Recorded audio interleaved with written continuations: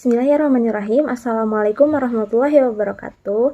Sebelumnya saya ucapkan terima kasih kepada dosen pengampu mata kuliah kimia klinik ini, yaitu Ibu Dr. APT Rosmi Istikharah SPAM MSc, yang sudah memberikan waktu kepada kelompok kami untuk mempresentasikan hasil diskusi kami mengenai analisis protein dan immunoassay. Anggota kelompok yang pertama ada Salmarida Salsabila dengan NIM 226130119, yang kedua Selvira Aisyah Maharani dengan NIM 226130007, yang ketiga Surya Mustika Dewi dengan NIM 226130030, yang keempat ada Sri Luciana dengan NIM 226130040, dan yang terakhir ada Syamas Hilmi Abdillah dengan NIM 226130066. Yang pertama ada spesimen yang digunakan.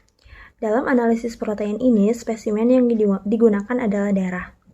Multiple myeloma atau MM merupakan neoplasma garis keturunan sel B yang ditandai dengan proliferasi berlebihan sel plasma abnormal.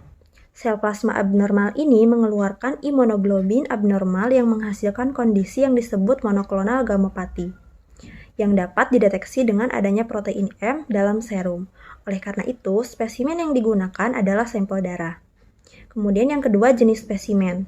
Jenis spesimennya adalah serum. SPEP merupakan teknik laboratorium sederhana di mana serum diaplikasikan pada media pendukung dan dipaparkan dengan arus listrik. Fraksi berbeda dari protein serum biasanya terpisah menjadi 5 pita, sebagai albumin, alpha 1, alpha 2, beta, dan fraksi gamma globulin. Kemudian yang ketiga adalah bagian spesimen yang dianalisis, yaitu protein M atau monoklonal. Protein ini disebut protein para atau protein M monoklonal.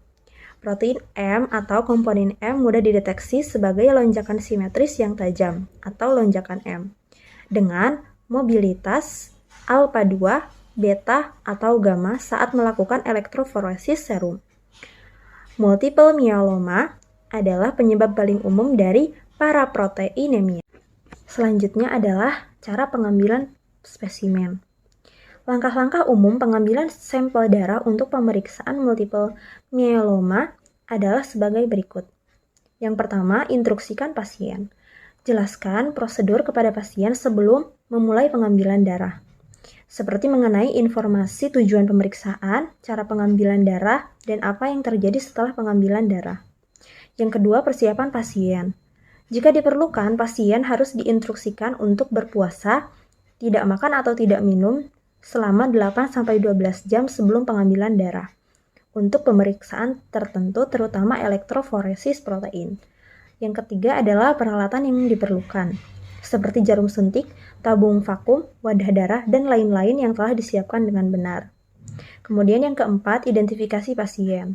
Pastikan pasien teridentifikasi dengan benar menggunakan tanda pengenal atau label yang berisi nama dan nomor pasien. Yang kelima adalah area pengambilan darah. Bersihkan area pengambilan darah dengan antiseptik seperti alkohol untuk mengurangi resiko infeksi. Kemudian yang keenam adalah pemilihan vena. Biasanya yang digunakan adalah lengan atas atau siku untuk pengambilan darah. Yang ketujuh, pada saat pengambilan darah yaitu gunakan jarum suntik yang sesuai untuk mengambil darah. Sampel darah yang biasa digunakan untuk pemeriksaan MM adalah serum. Pengambilan darah dapat dilakukan dengan memasukkan jarum ke dalam pembuluh darah pena dan mengisi tabung vakum dengan darah. Selanjutnya adalah penanganan sampel. Setelah pengambilan darah, pastikan tabung vakum tersegel dengan benar dan label pasien yang benar telah dipasang. Hindari kontaminasi sampel dan pengocokan yang berlebihan. Kemudian yang terakhir adalah penyimpanan. Simpan sampel segera setelah pengambilan darah sesuai petunjuk laboratorium. Serum biasanya dipisahkan dari sel darah dalam tabung khusus berwarna merah dan disimpan pada suhu yang sesuai. Kriteria. Pasien tanpa gejala dengan A. Sumsum tulang yang mengandung kurang dari 10% sel plasma. B. Protein M dalam serum kurang dari 3 gram per desiliter. Dan C. Tidak ada anemia, lesi litik, atau insufisiensi ginjal. Kemudian jumlah. Terdapat 90 atau 60% laki-laki dan 60 atau 40% perempuan. Di antara 150 kasus, 16 atau 10,6% ditemukan menderita gamopati monoklonal atau pita M positif dapat dilihat pada SPEP. Kemudian rasio pria dan wanita adalah 1,7:1. Mayoritas pasien laki-laki berada pada kelompok usia 51 hingga 60 tahun. Sedangkan mayoritas kasus perempuan berbeda pada rentang usia 61 hingga 70 tahun. Penyakit yang dideteksi, multiple myeloma. Ciri-cirinya adanya protein M dalam serum dan elektroforesis urin. Penyakit ini menyumbang 10% dari keganasan hematologis. Penyakit ini merupakan keganasan yang melemahkan dan merupakan bagian dari spektrum penyakit mulai dari gamopati monoklonal yang tidak diketahui signifikansinya atau MGUS hingga leukemia sel plasma. Penyebabnya, multiple myeloma merupakan neoplasma garis keturunan sel B yang ditandai dengan proliferasi berlebihan sel plasma abnormal. Sel plasma abnormal ini mengeluarkan imunoglobulin abnormal yang menghasilkan kondisi yang disebut monoklonal gamopati. Metode yang digunakan untuk deteksi multiple myeloma atau MM adalah metode elektroforesis protein serum atau SPEP. Adapun langkah yang dilakukan sebagai berikut. Pertama, SPEP dilakukan pada strip selulosa asetat dengan merendam strip pada buffer atau pH 8,6. Kedua, jumlah buffer berlebih dihilangkan dengan menempatkan di antara dua kertas saring Whatman No. 1 yang kemudian ditempatkan pada kompartemen tengah ruang elektroforesis. Ketiga, kedua strip kertas ditempatkan di kedua sisi strip selulosa asetat untuk menghubungkan dengan kedua ruang berisi buffer di kedua sisi ruang elektroforesis. Keempat, kemudian 10 mikroliter sampel dimasukkan ke dalam strip selulosa asetat di sumber awalnya dan ruang elektroforesis dihubungkan ke power pack untuk dilakukan elektroforesis.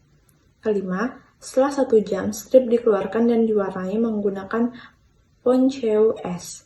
Setelah dipisahkan dengan reagen, maka fraksi protein yang terpisah dapat divisualisasikan. 6. Estimasi fraksi protein individu berupa pita M dapat dideteksi secara visual dan konsentrasi protein M dapat diperkirakan secara otomatis dengan densitometer. Interpretasi data.